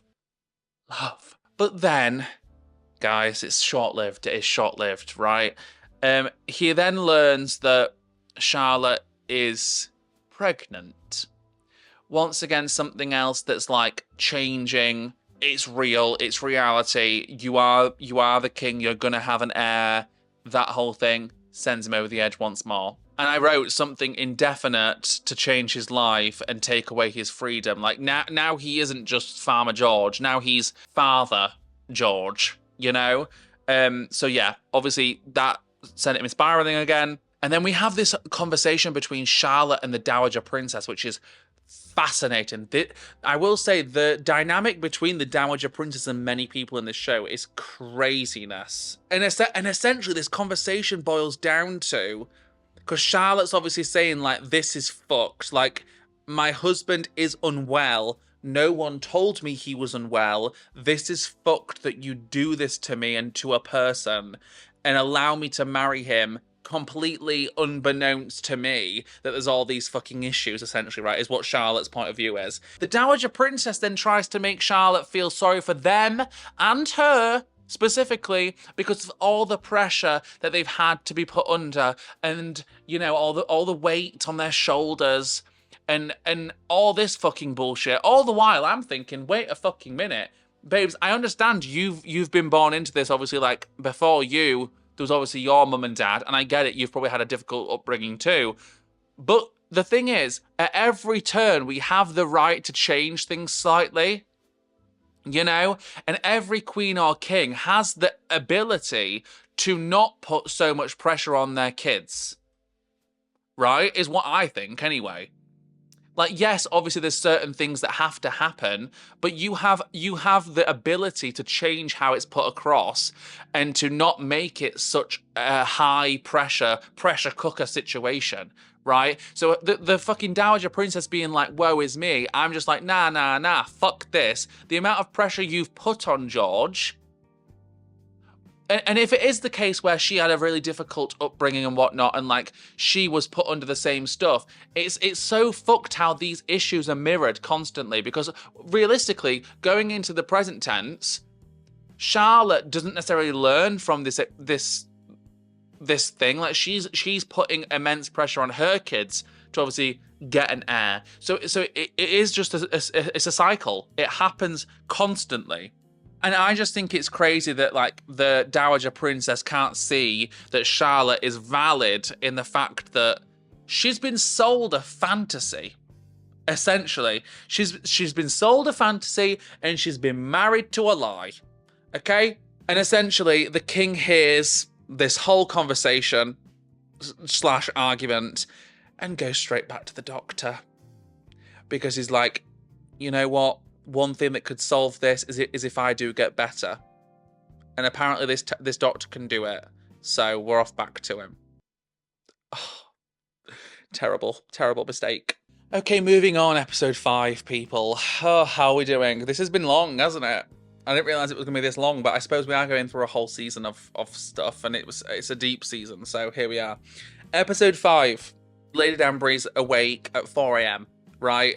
She's kind of mulling over the fact that her husband is dead and kind of like how this has affected her, which is it's a very interesting dynamic here. Like I find Lady Danbury very interesting. I guess you guys can let me know what your thoughts are on Lady Danbury, but I think she's a very interesting character.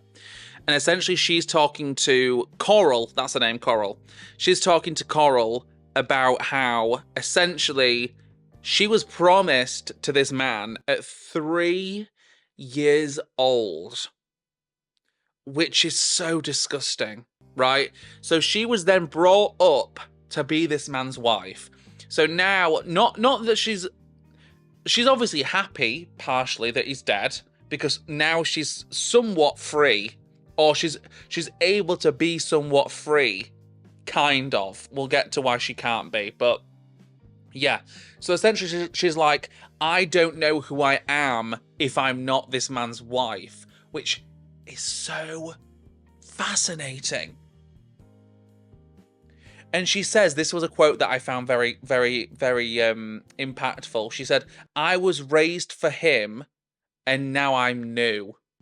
Which, that is so fucking true. Like, she has literally lived her life up until this point with the idea that she is going to be this man's wife. She has been groomed her whole life from being a baby to be this man's wife, and that's it. That was the utmost importance. It wasn't an importance on who she was and the life she wanted to live. That wasn't even in the question. And how much of a fucked up mind must that give you when that man then dies and you're like, wait, I'm God knows how old.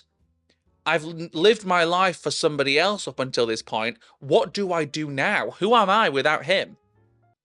Wild! That is insane writing. Correct. And I just wrote poetry. That line right there, I was raised for him and now I'm new. Poetry. Incredible writing. And then essentially, obviously, the Dowager Princess has found out that Charlotte's now pregnant, right? She's moving in. The dowager bitch is moving in, which, oh my god, I could never.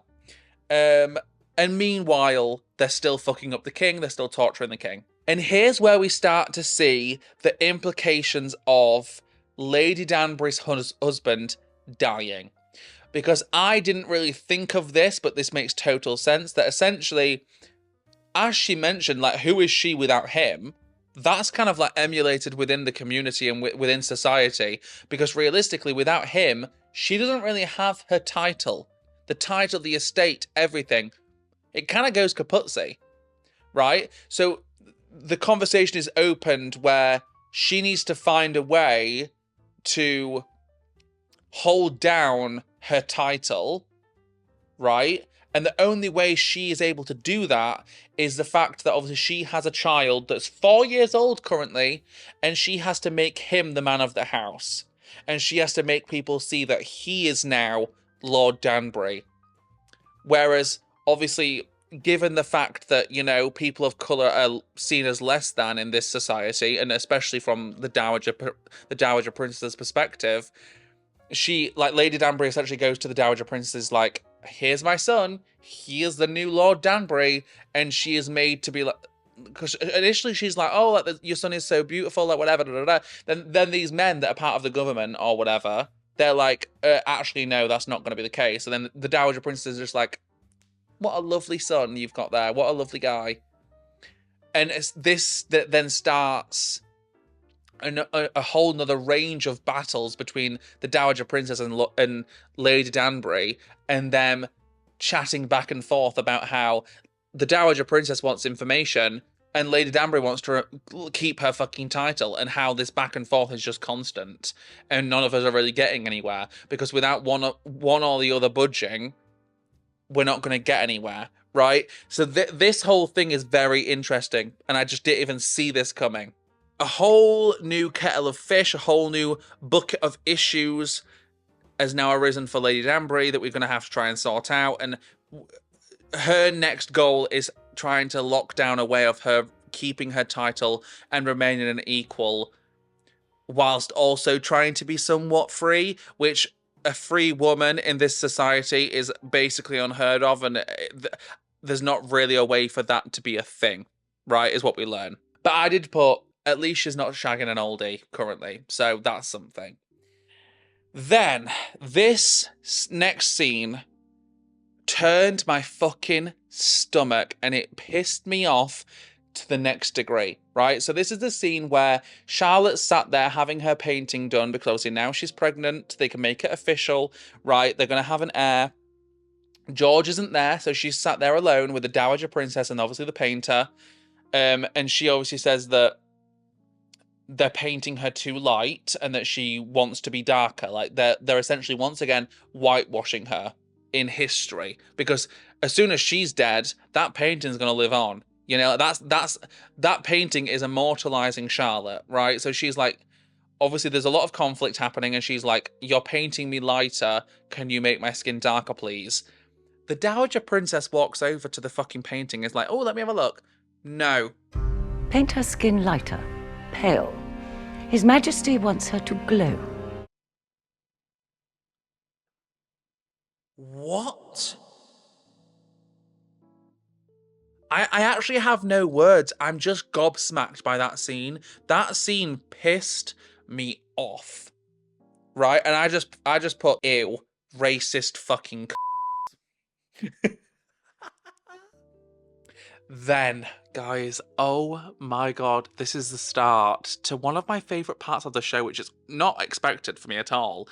But Lady Danbury then goes on a walk, right? She wants isolation. She needs to be alone with her thoughts. There's a lot at stake here. There's a lot of issues that we're going to have to try and sort out. So she's like, you know what? I'm just going to go and walk. I want isolation. Coral, I want iso-fucking-lation, right? On this walk, she meets Lord Ledger. Right? Violet's father. Oh my god! Obviously, they danced at her ball, right? Which I had forgotten when I first watched this, but now it makes more sense. Right? She meets him, they talk about rambling. And apparently that's a word for walking. Crazy. Okay? And I just wrote, Lady Danbury meets Lord Ledger, and we're rambling. Violet's horny. So we're back into present day, and Violet and Lady Danbury are at this like exhibition of all the paintings and whatnot. And turns out Violet is horny. Okay, she's talking about her garden and how it needs to be, it's in bloom, right? She needs to be fulfilled by a man. Okay, which a woman's got needs. We've got needs. It's not unheard of, you know? And I just thought the whole conversation about them talking about how like her garden's in bloom and how that's a metaphor for her being horny. I'm just like, what in the Bridgerton way of just saying I'm horny is this? You know? So that was hilarious and I loved that. We then obviously cut back to younger Charlotte and her essentially saying like, I can't handle this anymore. I want to go home. I'm still not seeing my husband. He's elusive again. I've now got this fucking bitch in my space. So not only am I not with my husband, I'm now with his god-awful mother, and she's being a dickhead and suffocating her. And she's essentially like, I don't want to do this anymore. I want to leave. So she sends for her brother after writing all these fucking letters to the king, none of them being able to reach the king because and tries to give him the letters and at every turn is denied access. So the letters just go into a pile and they're not to be read by the king. So instead, Charlotte's like, you know what? Fuck writing letters to him if this isn't going to work. I'm writing a letter to my brother. Right? Brother arrives. She's like, I'm not doing this anymore. Okay? Her brother. This is where I'm like, do you know earlier when I said that I have an interesting feeling towards the brother? And it's mainly because of this conversation, because once again, obviously you said similar stuff to at the very beginning when obviously like she was saying that she didn't want to marry and all this stuff. And then obviously once she was married, their whole relationship shifted and she was no longer his sister. She was the queen. He's here. She's saying, look, I'm not doing this anymore. I want to leave. I want to leave right now. This is not the life for me. I've got a baby. I've done my duty. I want to leave. Right? And he's essentially saying, no, that's not going to happen. And continues to say, your body is not your own. And essentially that her body belongs to England. Oh my God. This is why I've got an interesting feeling towards him. Right? Because that is a wild thing to say. And then in conclusion, for this whole back and forth, her brother will not do anything because she isn't his anymore. She is England's. And for him to help her leave, and for her to leave in general, it's considered treason. Gag. And then I did write, guys, I'm sorry, because we're kind of back and forth between Charlotte's issues and then Lady Danbury getting to know Lord Ledger more, right? Why do I kind of fancy Lord Ledger? There's something about that older man. I'm sorry, I don't know. I don't know what it is. But I kind of fancy him. And I like it for them. Okay? So I'm watching this, kicking my feet, like, oh, they're going to be in love. Right? And then they almost kiss. Right? We get really close. They almost kiss. He leaves. And then Lady Danbury finds out once more that she is nothing without a man. Okay? She essentially can't do anything and will lose everything if she's unable to either marry again or kind of just like allow herself to be a widow and I guess live with a relative and whatnot. She's going to lose everything apparently. And essentially everything that was hers and her husband's will be transferred to like the Queen and the royal family. It becomes theirs because it can't be hers. Wild.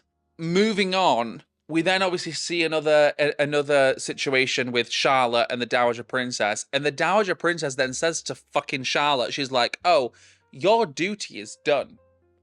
You don't have to see the king ever again if you don't want to. You've created an heir. You can just live alone now. You can just be alone. Which is funny because that's majority of the time what she's been doing up to now. And it's not serving us too well. So that doesn't really give us, you know, peace of mind at all. But yeah, essentially like now that Charlotte is pregnant, they really don't care whether the Queen and the King have any sort of normal relationship. And I will say, part of this episode that did kind of irritate me is this whole footman like back and forth about like the King's footman knowing that something is up and that he's being hurt and whatnot and can't do anything about it, but then him not relaying that information to Brimsley.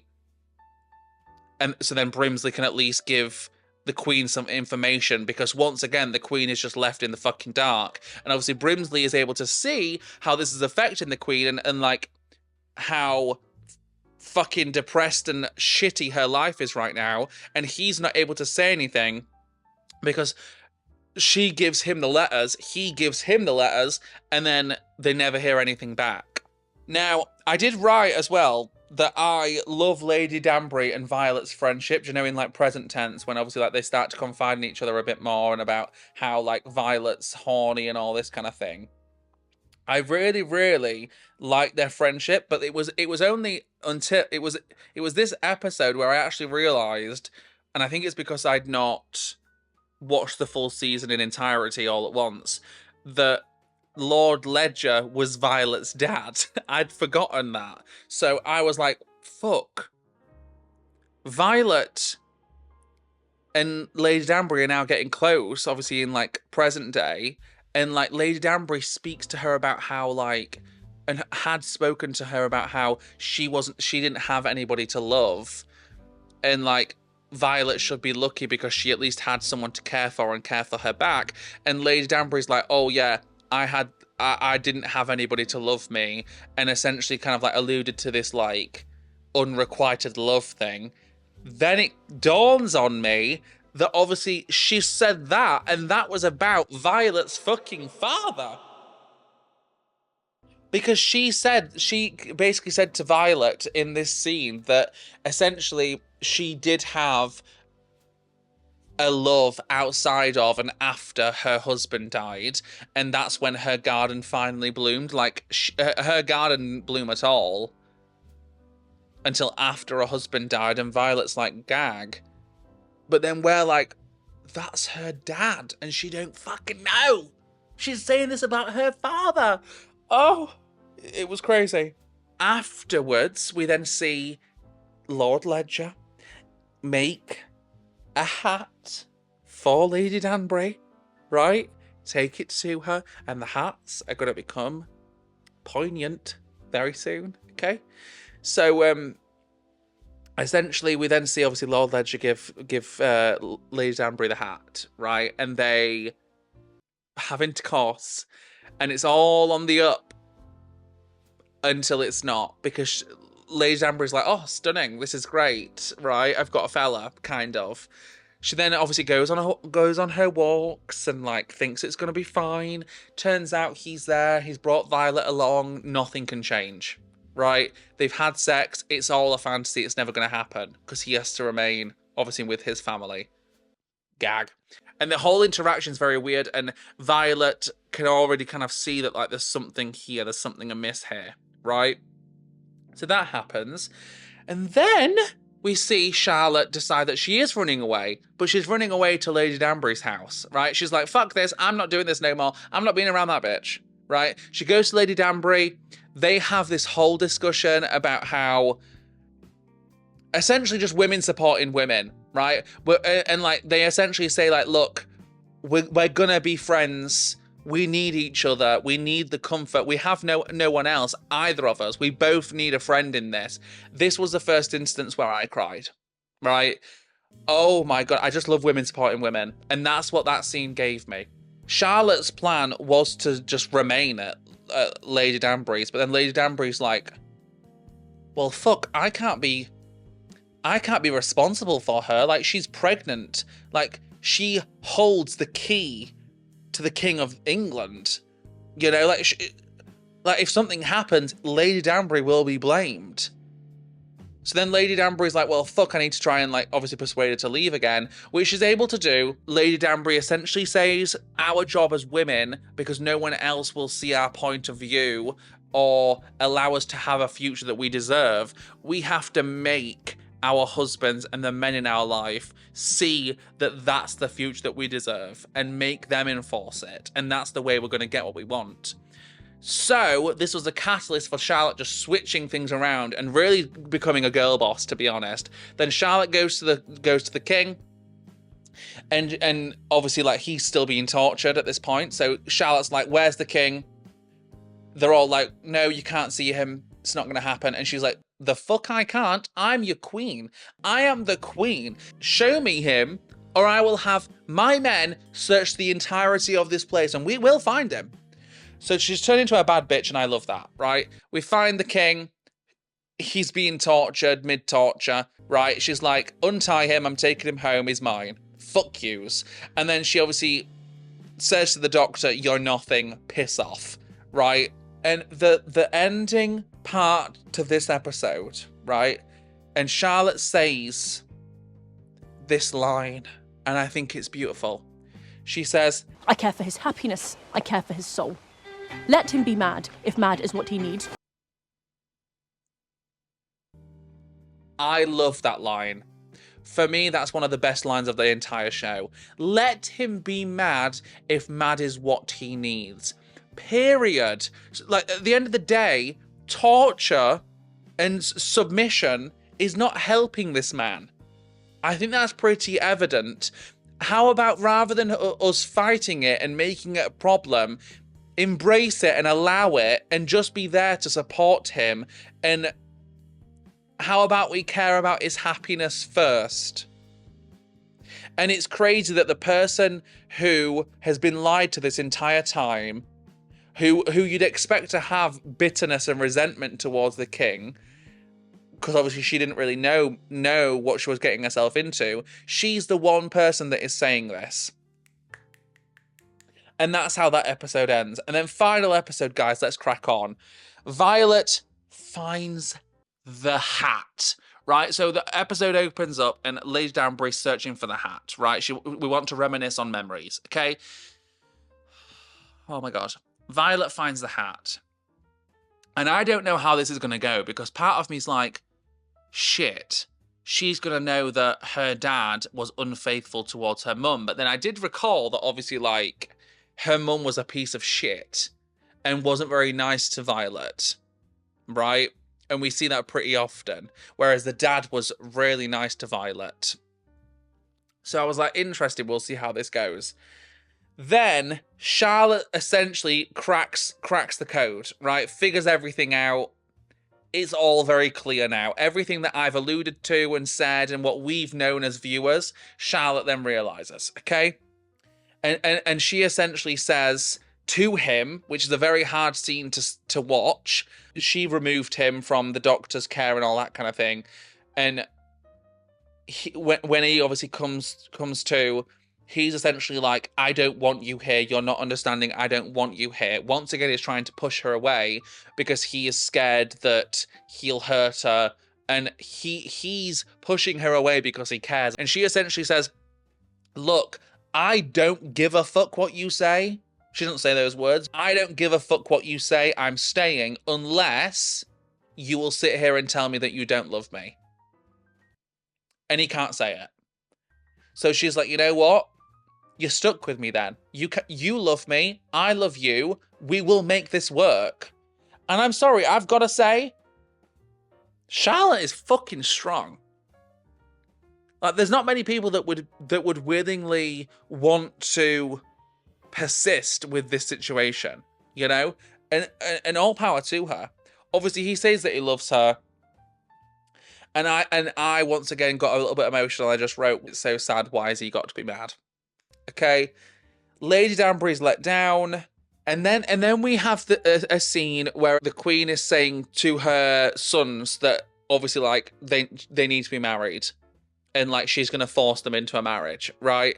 And they essentially, like, chat shit to her about how, like, she's never been a mother. She's only ever been their queen. She's treated them like shit and all this stuff, which is a very difficult scene, once again, to watch, because obviously us as viewers know her struggle and what she had to endure as a queen. And I understand that it's not nice, the way that she treats them, but it's almost inevitable that that's the way that they were going to be treated, because that's how she was going to be treated. And like I said, like it's been a cycle, and it remains being a cycle, if that makes sense. We once again get another scene where the Dowager Princess is putting pressure on the situation, because now it's less about them consummating and making their marriage whatever it can be. The pressure now is on making sure that George can be king, right? And in order to do that, he has to face Parliament, and Charlotte, from the Dowager Princess's perspective, Charlotte is facilitating him hiding away and not doing his duty as king, right? So she becomes unhinged, to be honest, and is like, he needs to face Parliament. And she literally says, word for word, there is no space for illness or injury, only power. And she had the nerve to act all woe is me in one of the previous episodes to Charlotte and say, like, feel sorry for us and all the pressure that we've been put under, when that's how she treats her son. Like, how are you surprised at this? Like, and she's saying now that, like, obviously, like, you do anything for your children, whatever, and, like, for them to keep power. But ultimately, does that just mean, like, you won't care for them because you're being a stone cold fucking bitch, right? So essentially she pleads with Charlotte to essentially make him step up, because now the Dowager Princess knows that she can't do it, so she has to ask Charlotte to do it. And realistically, as much as it's difficult and the king is obviously not well enough to be able to do it, we do have to make it happen in order for everything to kind of remain as is. And yeah, for like, to help the king, we have to kind of make him do his duty as king, if that makes sense. And obviously, after seeing that Lady Danbury got let down by Lord Ledger, we then discover that Charlotte's fucking brother wanted to marry her. And you know what? You can't blame these men. She's a catch, right? So she's now began being courted by Charlotte's brother, right? The German guy. And that's going to be interesting, okay? We then see that Charlotte's going to be going into labour. This happens during the difficult conversation with George, her trying to obviously help him see that he needs to do his duty. And that's when she goes into labour. The bastards didn't want to let the man into the room with her when she was having a child. Apparently that's unheard of. Apparently the fellas don't go in there when the women, you know, are having to magically push a human out of the cooch. They're meant to just do that all alone without, you know, the comfort of their partner. Wild. And essentially Lady Danbury comes out of the room and is like, George, look, she's asking for you. She fucking needs you in here. Get your ass in here. They continue to try and stop him from going in. And he essentially says, do you enjoy your position? Do you want to remain in your position? Because if you don't fucking move, I can see to it that you're not going to be doing this anymore. So move. He goes in. We needed that. They were just going to let her try push that motherfucker out the cooch on her own. There was no help involved, nothing, no aiding her, no getting her into a better position. Like, the man there that was helping her, not even helping, I suppose, that's meant to be there to help get the baby out, was just fucking stood there twiddling his thumbs. It's no surprise to me that we get a bunch of fucking miscarriages and shit when this is how they perform labour. And obviously the king's like, nah, fuck this. We need to be hands-on here. You can see that the baby is breech, which obviously makes labour even all the more difficult, right? The baby's breech. The king's like, fuck this. Fuck not doing nothing. We're going to help her, right? We help her. She has the baby. All is well. We never see the baby again, to be honest. Then, this is another one of those instances where we have this whole weird dynamic between the princess, the Dowager Princess, and Lady Danbury. And, like, once again, we're kind of going back and forth in this whole, like, the Dowager Princess wants information, Lady Danbury wants her title and to keep all that, shit, right? They're going back and forth, back and forth. Lady Danbury breaks, right? She's crying, And the Dowager Princess instantly gets uncomfortable and she's like, nope, stop it, we're not doing that, right? Very weird response. And essentially she says, which is weird to me, she says that as much as she doesn't like Lady Danbury, I think that's a given, she enjoys their back and forth almost. And as much as she doesn't like Lady Danbury, she almost admires her persistence, if that makes sense. And she essentially says, as women, once again, this is kind of similar to what Lady Danbury said to Charlotte, right? So interesting how the Dowager Princess is now reinforcing this kind of idea that all women have to persevere and they have to remain strong. Lady Danbury must do that, must persevere. Don't lose track of the goal and what you want for your life. And I never thought I'd hear those words come out of the Dowager Princess's mouth, but it makes sense given the fact that she is a woman, and I imagine most women go through the exact same shit. Same shit, different font, you know? So that whole scene was so interesting to witness, and obviously, like, the breakdown of Lady Danbury and how, in a weird way, the Dowager Princess comforted her and kind of, like, helped her remain strong. Weird, but sure. The king obviously then decides, after now having the baby and whatnot, that he will do his duty. He will go and address Parliament and that whole thing. Unfortunately, he isn't able to get out of the carriage. For me, I was like, is it anxiety? Is it anxiety that he's experiencing? And like anxiety is what causes him to almost relapse mentally? Because that's what it gave to me. Like it seemed like he was having like a panic attack, anxiety attack in the carriage, and that's why he couldn't get out. Right? So once again, tried to do his duty alone, didn't work. Obviously then goes back to Charlotte. Charlotte and him have a discussion about actually being in this together, right? And in my brain, I'm like, you know what? Maybe this is what the guy needs. Like, the idea of being king is clearly very daunting for him, which it would be for anybody. But who's the one person that from the beginning, from the first crack that we saw, who was the person that was able to calm him down? Charlotte, right? So to me, I'm like, this makes total sense. Then we get more info into like the whole Lady Danbury and Charlotte's brother thing and how he wants to take her back to Germany. And part of me was like, I do kind of wish that she'd gone with him, but I understood why she didn't. Because plot twist, she doesn't. This is obviously like a little bit later down the line, but we may as well talk about it. She doesn't go with him, which in my brain, it does make sense because her whole thing is that she doesn't want to have to be a man's property in order to remain who she is and keep her title.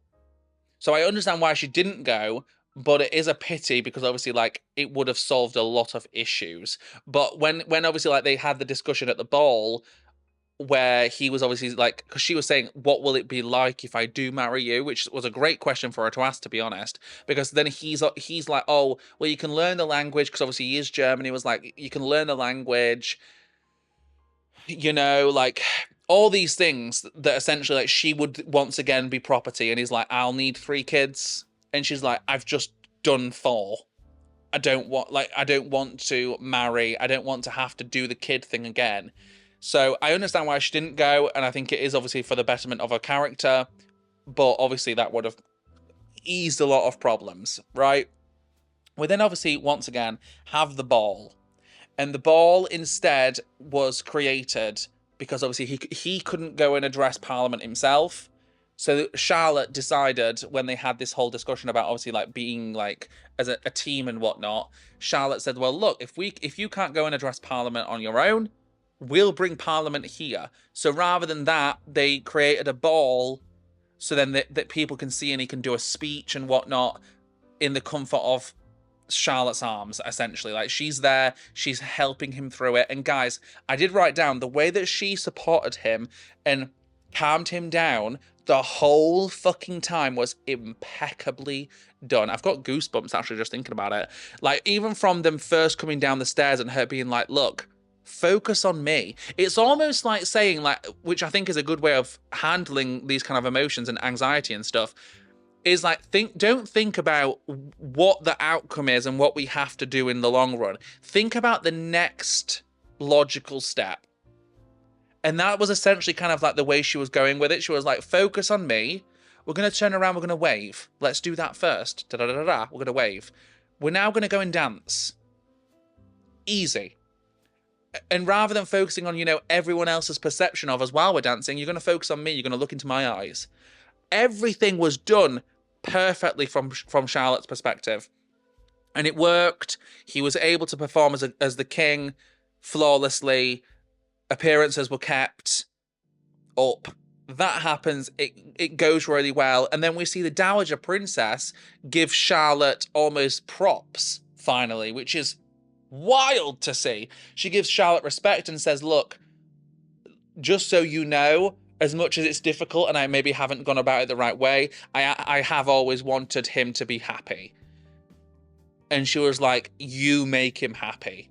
And essentially thanks Charlotte for how she's handled this whole situation, which realistically, this could have been done a lot sooner, right? From that very first crack, when we saw him get naked in the garden and whatnot, and how Charlotte was able to calm him down, that should have been the turning point, being like, oh, maybe actually let's bring Charlotte in on this and actually tell her the tea and let her decide if she's able to help him here and support him. And let's see if, you know, supporting the guy helps rather than, you know, torturing him, right? And I will say, guys, another scene that almost got me was the little outside the party just dancing, doing all the routines outside of the party. That was beautiful. Like them just panning away from the party and it's just them outside dancing. And then it cuts to Brimsley in present day doing the dance alone. Because there was the whole thing about, I didn't write this down, but there was a whole conversation that Charlotte and Brimsley had where she was like, did you never marry? Like, she was kind of like asking more about Brimsley, and he was like, how could I marry? I have to be here. Like, my life is to serve the king. I don't get to marry because who could possibly marry him when he has to spend his life there serving the king and her? So it's just like his life was, once again, he was groomed and whatever in order to serve other people. Like, he wasn't allowed his own life because he had to serve the king. So yeah, that was really sad. And then, guys, then we have the birthday hat revelation with present day Violet and Lady Danbury. And Violet's got all the fucking hats out. And I love the way this was done because they don't explicitly come out and say it. But Violet is essentially saying that, like, she's got all the hats out. She wanted to reminisce, whatever. We obviously know that it was like her way of getting Lady Danbury to confess, right? And essentially just like, oh, she's like, oh, like, I probably should just get rid of them or like put them back in storage, whatever. And she's just like, they're just talking about the hats, right? And how they bring cheer and whatnot. And Lady Danbury's like, you know what? Because Lady Danbury kind of realizes why Violet's doing it, and it's not stated explicitly, but we both kind of know the tea. And Lady Danbury just kind of says, I think you should keep the hats where they are. You're right, they do bring cheer. They're beautiful, and that's kind of their way and her way of being like, yes, that is the tea. You know. We know, without explicitly saying it, there it is. There's your answer. And I think it's beautifully done.